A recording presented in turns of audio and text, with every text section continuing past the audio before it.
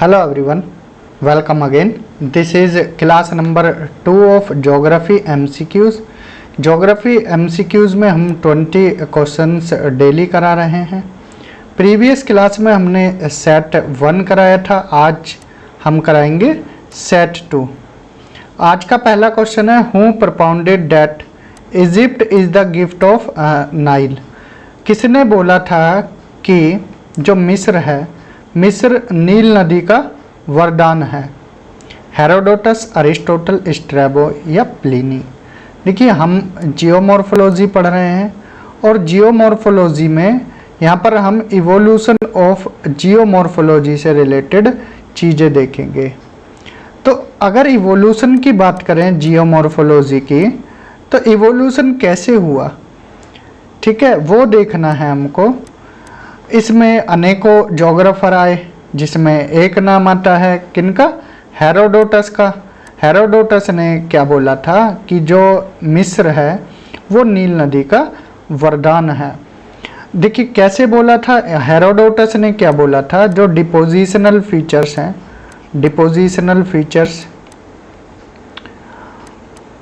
अब डिपोजिशन क्या होता है, ठीक है? डिपोजिशन वो होता है जैसे कोई चीज़ है, मान लीजिए ये रेत है, रेत, हवा चली, हवा के माध्यम से ये यहाँ से उठकर यहाँ जमा हो गया, तो एक तरह से क्या हो गया, यहाँ आकर डिपोजिशन हो गया, ठीक है? या एक जगह से चीज़ कोई टूटकर दूसरी जगह आ जाए, जमा हो जाए, वो क्या होगी? डिपोजिशन होगी, ठीक है? तो इन्होंने बोला था कि जो डिपोजिशनल फीचर्स हैं वो रिवर के माउथ पर देखने को मिलते हैं। जब नदी अपनी ओल्ड स्टेज में आती है तो वो क्या है, सेडिमेंट्स को जमा करना लग जाती है और इसी से क्या बनता है, डेल्टा बनता है। जैसे नदी आई और वो क्या है, अपनी लास्ट एज में आकर फिर क्या है, सेडिमेंट्स को जमा करने लग जाती है, ठीक है? सी में गिरने से पहले सेडिमेंट्स जमा करती है, ये सेडिमेंट्स जमा होने लगते हैं, तो वही डेल्टा है। और मिस्र को इसीलिए इन्होंने क्या है, वरदान बोला, किसने? हेरोडोटस ने। तो करेक्ट आंसर क्या होगा? ऑप्शन ए हो जाएगा। ध्यान रखना, डायरेक्ट पीजीटी वगैरह में क्वेश्चन पूछे जाते हैं। नेक्स्ट क्वेश्चन है, which of the following geographer या geographers developed and propagated the concept of uniformitarianism. ठीक है, हमने प्रीवियस क्लास में क्या पढ़ाया था? प्रीवियस क्लास में हमने कैटास्ट्रोफिज्म और यूनिफॉर्मिटेरियनिज्म दोनों कॉन्सेप्ट कराए थे। अगर आपने क्लास नहीं देखी है तो पहले आप सेट 1 पहली क्लास को जाकर देखना। हमने जेम्स हटन का नाम बताया था। जेम्स हटन को क्या है, ग्रैंड फादर ऑफ जियोमॉर्फोलॉजी बोला था, ठीक है? जेम्स हटन के 2 शिष्य और हुए थे, ठीक है? Present is the key to past किसने दिया? जेम्स हटन ने। साइक्लिक नेचर की बात किसने की? साइक्लिक नेचर ऑफ इवोल्यूशन, ठीक है? ये सब जेम्स हटन का हमने प्रीवियस क्लास में बताया था। तो जेम्स हटन के 2 शिष्य थे, कौन कौन? जॉन प्लेफेयर और चार्ल्स लायल। देखिए ये अगर आप डीप पढ़ोगे बुक्स तो वहाँ पर देखने को मिल जाएंगे इनके नाम, ठीक है? तो ये 2 इनके शिष्य थे। तीनों का योगदान किस में रहा है? यूनिफॉर्मिटेरियनिज्म में, ठीक है? तो करेक्ट आंसर क्या हो जाएगा? जेम्स हटन का भी योगदान रहा, जॉन प्लेफेयर का, चार्ल्स लायल का। तो ऑप्शन डी इसका करेक्ट आंसर हो जाएगा, all of the above. Clear?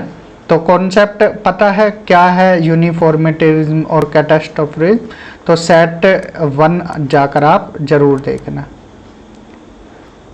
Next question है, who wrote the great ice age. अच्छा क्वेश्चन है, पूछे जाते हैं ऐसे क्वेश्चन कि द ग्रेट आइस किसने लिखी। सीधा सीधा फैक्चुअल क्वेश्चन है, आता है तो कर ले जाओगे, नहीं आता तो छोड़ दोगे। लुइस अगस्टिस या जीन डी कारपेंटियर, जेम्स गीके या जॉन प्लेफेयर। देखिए जियोमॉर्फिक थॉट को लेकर यहाँ समझाते हैं आपको। जियोमॉर्फिक थॉट को लेकर 2 स्कूल उपजे थे, जियोमॉर्फिक थॉट्स को लेकर। एक यूरोपियन स्कूल और एक अमेरिकन स्कूल। यूरोपियन स्कूल में कौन कौन रहे? Louis Agassiz, Jean de Charpentier, John Playfair, Venetz, Esmark आदि अनेकों जोग्राफर रहे जिन्होंने अपना कंट्रीब्यूशन दिया। किसमें? जियोमॉर्फिक थॉट्स में। इन्होंने किसकी बात की थी? ग्लेशियल मॉर्फोलॉजी की बात की थी।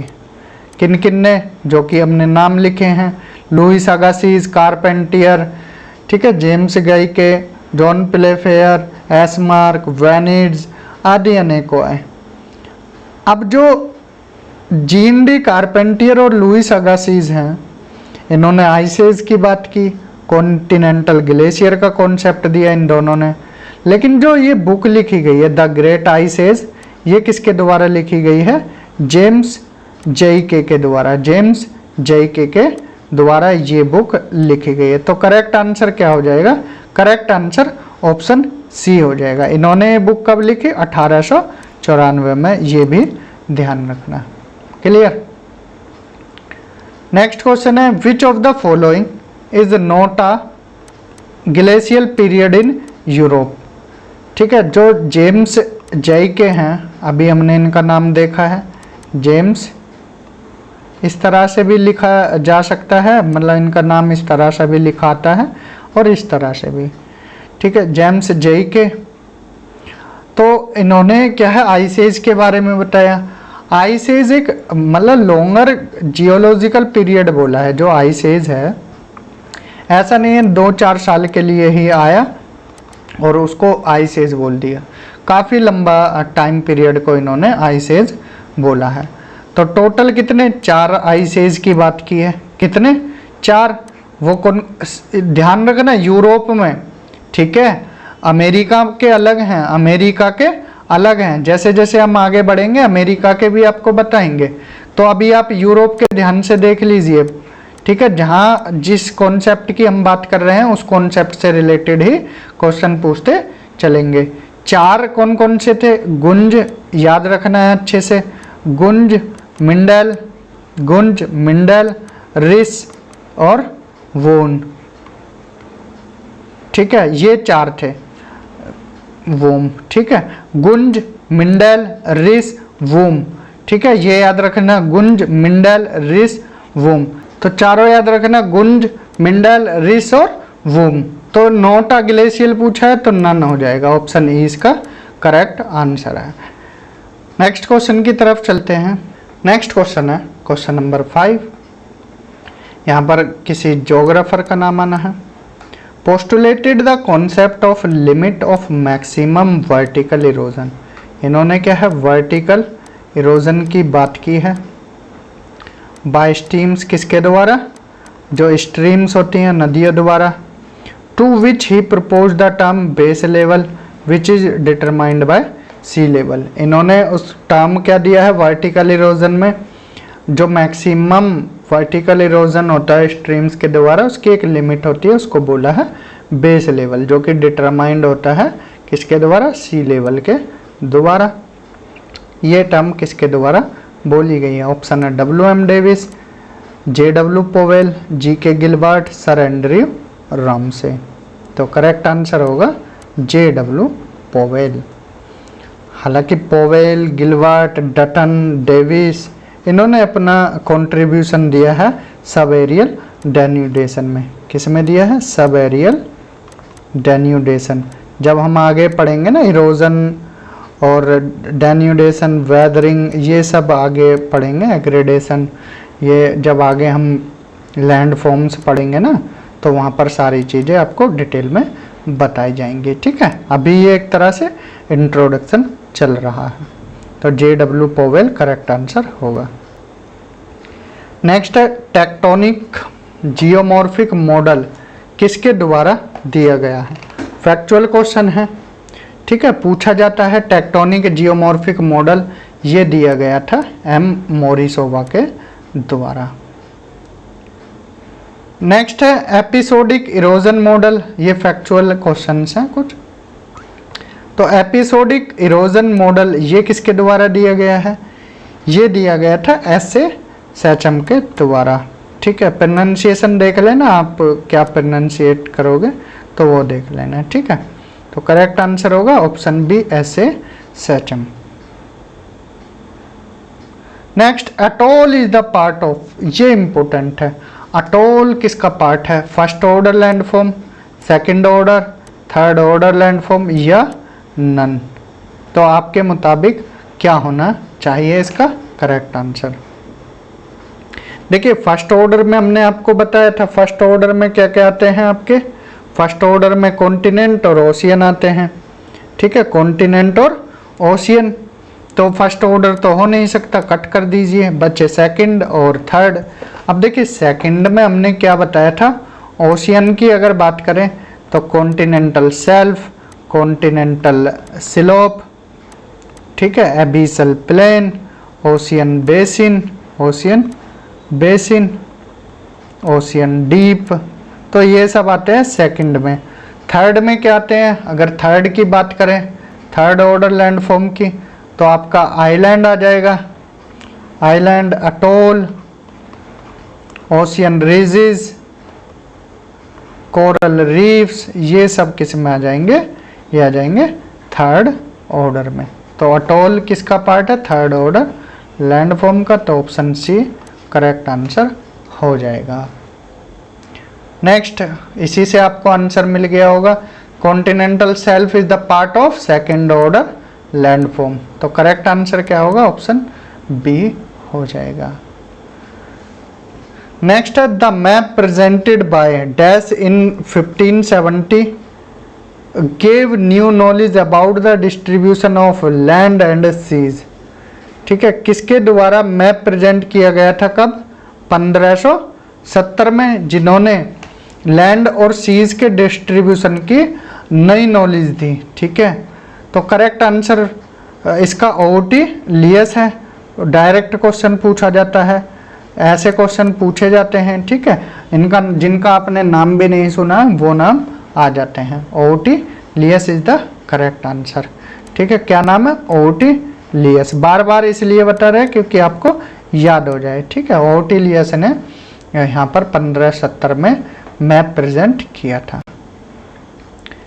नेक्स्ट है, who presented theory of origin of ocean tides. Ocean tide से रिलेटेड थ्योरी किसने दी थी?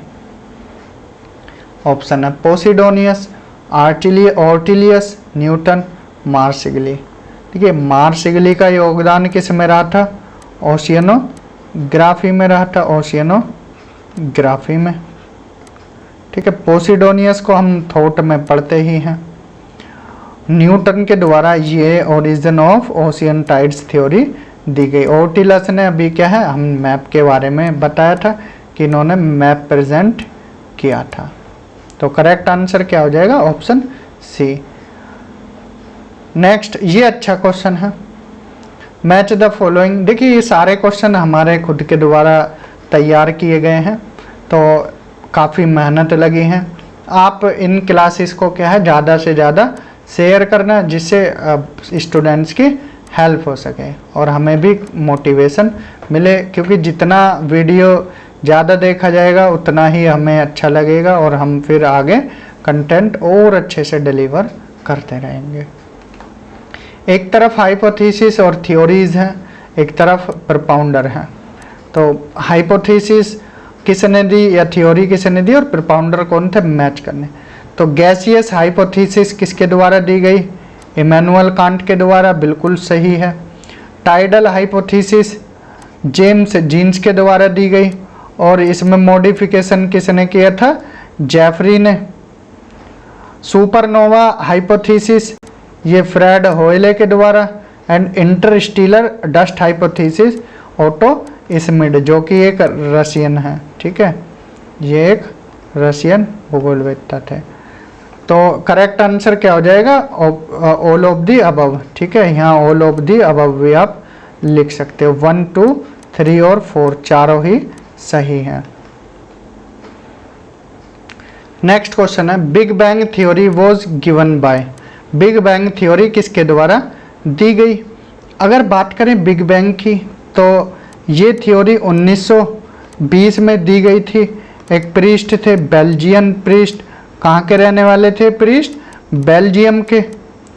हालांकि इस थ्योरी का शुरू में तवज्जो इतनी नहीं दी गई थी, लेकिन 1972 में इसको क्या है फाइनली एक्सेप्ट किया गया था। तो ये दी गई किसके द्वारा? जॉर्ज लेमेंट्रे या जॉर्ज लेमेंटेयर, जो कि एक प्रीस्ट थे और कहाँ के रहने वाले? बेल्जियम के। थ्योरी कब? 1920s में दी, लेकिन इसको एक्सेप्ट किया गया कब? 1972 में। तो करेक्ट आंसर होगा ऑप्शन डी। अगर ये थ्योरी पूरी पढ़नी है तो फिजिकल ज्योग्राफी की हमारी सीरीज़ है, उसमें ये क्लासेस हैं, आप वहाँ जाकर वीडियो देख सकते हैं। यहाँ पूरी चीज़ें अगर हम डिफाइन करेंगे, बताएंगे, आपको समझाएंगे तो वीडियो काफ़ी लंबा हो जाएगा, फिर आपको यहाँ बोरियत होने लगेगी। देखिए प्रैक्टिस हम अलग से करा रहे हैं और क्लासेस हमने अलग से कराई हुई हैं, तो आप जो थ्योरी वाली क्लासेस हैं वो अलग जाकर देख सकते हैं। यहाँ हमारा काम क्या है? आपको प्रैक्टिस कराना। Next, a light year is a measure of, ठीक है, लाइट ईयर इनमें से मेजर करता है किसको? लाइट को, टाइम को, डिस्टेंस को, प्लैनेट्स के मास को। तो लाइट ईयर किसकी यूनिट है? डिस्टेंस की। याद रखना है किसकी? दूरी की। तो करेक्ट आंसर क्या होगा इसका? डिस्टेंस, दूरी। नेक्स्ट क्वेश्चन है question number 15। According to dash the distance of each planet from the sun is approximately twice that of next planet close to the sun. देखिए जैसे ये सन है, थोड़ा आपको समझा देते हैं क्या पूछ रहे हैं इस क्वेश्चन में। ये मरकरी है, ये वीनस है, ये अर्थ है। तो ये कौन सा रूल है जो बोलता है कि जैसे जैसे सन से दूरी गई, मान लीजिए समझाने के पर्पज से बता रहे हैं, 10 किलोमीटर है मान लीजिए, बस ऐसा नहीं है 10 ही किलोमीटर है, ठीक है, 10 किलोमीटर है तो नेक्स्ट हो जाएगा क्या? डबल, 20 किलोमीटर, नेक्स्ट हो जाएगा 40 किलोमीटर, नेक्स्ट हो जाएगा 80 किलोमीटर, ठीक है, 80 किलोमीटर। मीन्स इसमें बोल रहे हैं the distance of each planet from the sun is approximately twice that of next planet close to the sun. तो दूरी यहाँ डबल होती चली जाएगी। तो कौन सा रूल है? TTS बोर्डे रूल, ठीक है। ये सीधा फैक्चुअल क्वेश्चन है, याद रखना है, क्वेश्चन यहाँ पूछे जाते हैं। नेक्स्ट, जॉर्ज लेमेंटेयर या Georges Lemaitre was a Australian priest, Belgian priest, Canadian priest या मैक्सिकन प्रीस्ट। तो हमने बताया था ऊपर, बेल्जियम के रहने वाले थे, एक प्रीस्ट थे बेल्जियम के। करेक्ट आंसर ऑप्शन बी होगा। Next, monastic concept. Monastic concept क्या है? Origin of solar system involves only one heavenly body, origin of solar system involves two heavenly body, origin of solar system involves more than two heavenly body, all of the above। तो monastic concept में क्या होता है, जो solar system है वो एक ही body से, एक ही बड़ी बॉडी से बना है, ठीक है। तो करेक्ट आंसर ऑप्शन ए हो जाएगा। डुअलिस्टिक क्या होता है? डुअलिस्टिक, इसमें दो बॉडी से मिलकर हमारा सोलर सिस्टम दो बॉडी की हेल्प से बना था। और बाइनरी, बाइनरी, ठीक है, उस बाइनरी में दो या दो से ज़्यादा हो जाएंगे। नेक्स्ट क्वेश्चन है the general natural history and theory of haven किसके द्वारा लिखी गई? तो गैसियस हाइपोथेसिस किसने दी? इमैनुअल कांट ने, उनके द्वारा ये किताब लिखी गई, the general natural history and theory of haven. यहाँ से डायरेक्ट क्वेश्चन पूछे जाते हैं इस बुक से। तो किसके द्वारा लिखी गई है? इमैनुअल कांट के द्वारा। नेक्स्ट है लैपलास वॉज अ, लैपलास कौन थे? ऑप्शन है जर्मन फिलोसफर, फ्रेंच मैथमेटिशियन या यूएसए के जियोलॉजिस्ट थे या फिर यूएसए के एस्ट्रोनॉमर थे। अच्छा क्वेश्चन है, ऐसा पूछ लिया जाएगा डायरेक्ट कि इमैनुअल कांट कहाँ के थे, लाप्लास कहाँ के थे? तो लाप्लास रहने वाले थे फ्रेंच के। और जो gaseous hypothesis of can't, Immanuel Kant के द्वारा दी गई, ये कहाँ के हैं? जर्मन के थे। ठीक है, ये ध्यान रखना है। तो इसके बाद फिर लाप्लास ने अपनी थ्योरी दी थी, कौन सी? Exposition of the world system book was written by, ये किसके द्वारा? लाप्लास के द्वारा लिखी गई थी। लाप्लास फ्रेंच मैथमेटिशियन थे। इन्होंने अपनी नेबुलर हाइपोथेसिस कब दी? 1796 में। ठीक है, ये कुछ छोटी छोटी चीज़ें, काम की चीज़ें हैं, ध्यान रखना है। ठीक है, तो इस क्लास में हमने टोटल 20 क्वेश्चन से देखे। क्लास अगर आपको लगी है वैल्यूएबल है तो आप ज़्यादा से ज़्यादा शेयर करना है। अब तक हमने 2 सेट कराए हैं। चैनल से अगर आपको इन्फॉर्मेशन मिल रही है तो सब्सक्राइब कर सकते हैं। ज़्यादा अच्छी वीडियो लगी है तो एक कमेंट भी कर सकते हैं। ठीक है, लाइक भी कर सकते हैं। ठीक है, अगर आपको अच्छा लगा है तो।